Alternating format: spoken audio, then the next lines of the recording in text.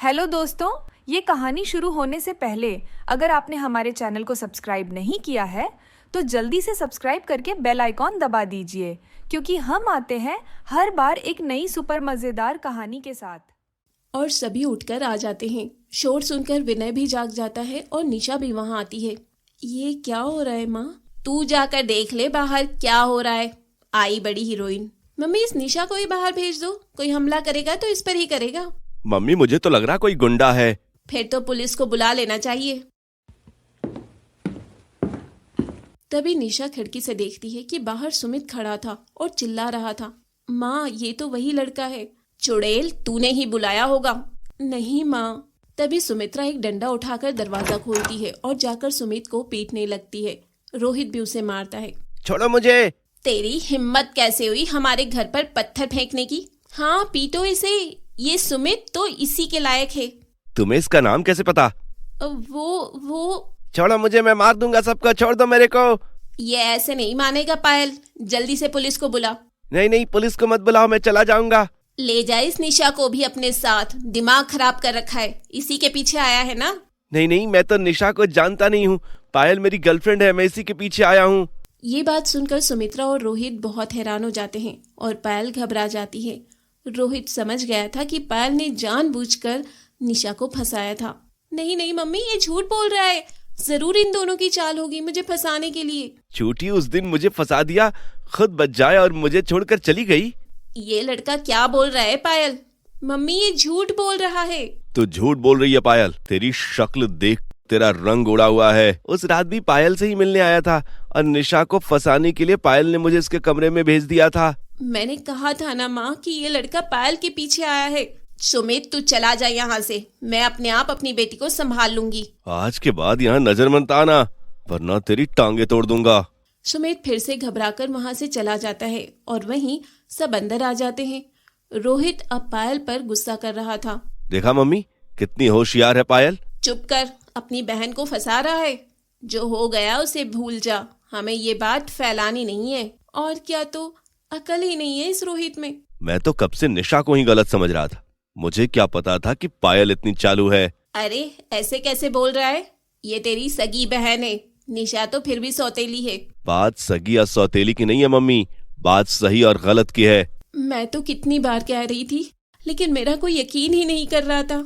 मुझे माफ कर दो निशा, मुझसे गलती हो गई जो तुम्हें इतने टाइम से गलत समझता आया। रोहित का ये व्यवहार देखकर निशा भावुक हो जाती है। सच में माँ और पायल ने मुझे भड़का दिया था।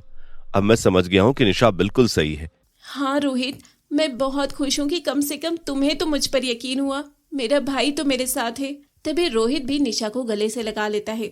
भाई बहन का प्यार देखकर पायल और सुमित्रा चिढ़ जाती है। ये कैसी सौतेली बहन है, ये क्या कर रहा है रोहित? भूल गया ये हमारी दुश्मन है। आप चुप रहिए मम्मी, बचपन से आपने मुझे इसके खिलाफ भड़काया है, लेकिन आज मैंने असलियत देख लिया है। मम्मी ये रोहित को क्या हो गया है? कुछ नहीं हुआ है, पागल हो गया है ये। तू चल पायल। मम्मी आप इसे सर पर चढ़ा रही हैं, देखना एक दिन आपको पछतावा होगा। खैर रात का वक्त था और सभी सोने चले जाते हैं।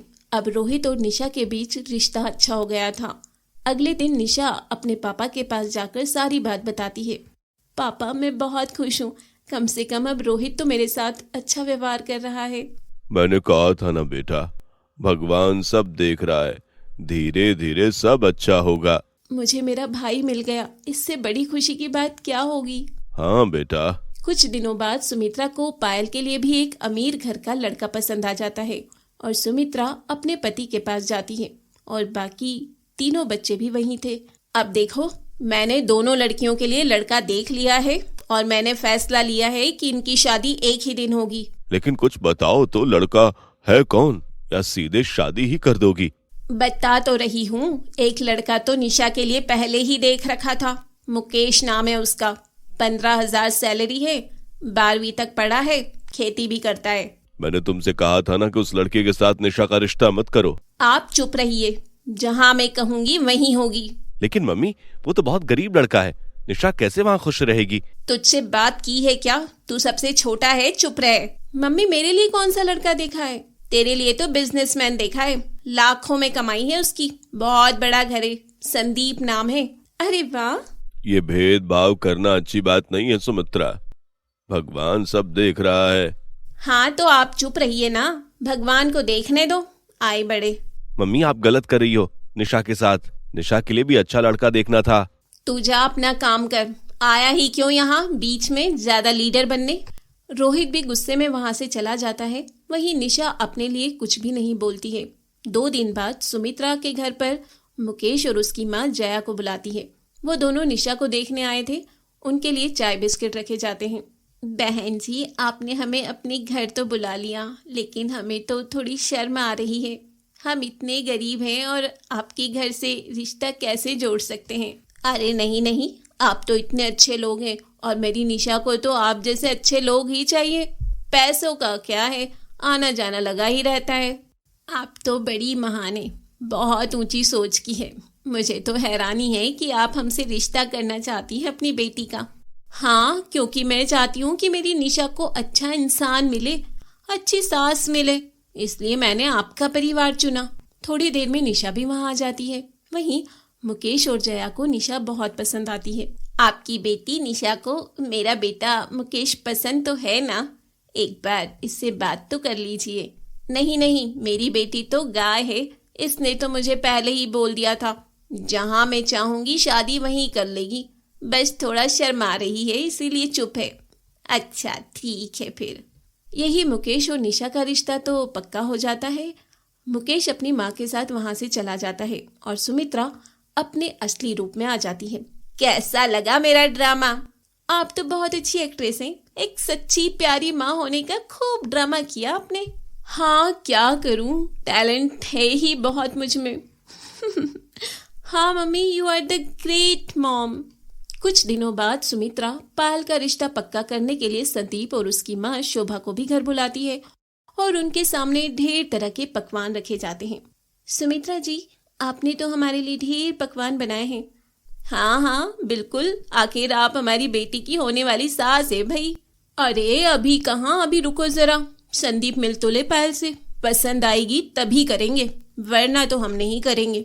कैसी बातें करती हैं जी, मेरी पायल तो बहुत अच्छी लड़की है, बिल्कुल पसंद आएगी संदीप को। अभी देखे तो सही, अब आप अपनी बेटी की तारीफ तो बंद करो, वो तो हम बताएंगे अच्छी है या नहीं। दरअसल शोभा बोलने में काफी तेज थी और सुमित्रा उसके सामने चुप होकर रह गई थी। थोड़ी देर में पायल तैयार होकर आती है और संदीप उसे देखकर खुश हो जाता है। अच्छा तो ये है आपकी बेटी, देखने में तो ठीक ही है। क्यों संदीप, तुझे कैसी लगी? हाँ मम्मी, मुझे भी पसंद है, जरा इससे बात करना चाहता हूँ। कुछ देर तक संदीप और पायल बात करते हैं और दोनों एक दूसरे को पसंद थे। संदीप बेटा, तुम्हें पसंद तो है ना पायल? हाँ, मुझे कोई ऐतराज नहीं।